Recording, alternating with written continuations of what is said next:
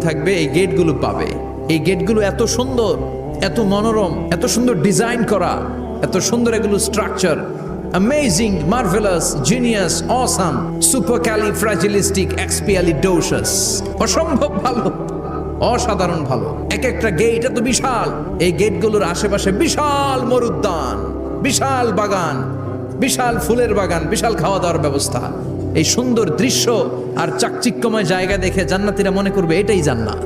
জান্নাতীরা বসে ওখানে খাওয়া দাওয়া শুরু করে দিবে। ফেরেশতারা বলবে এটা না, ফেরেশতারা বলবে এটা জান্নাত না, এটা তো জান্নাতের গেট। গেট দেখে পাগল হলেন কেন?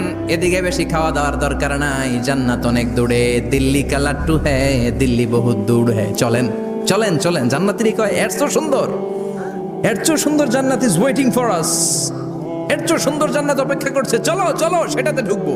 আবার ফেরেশতারা পেছন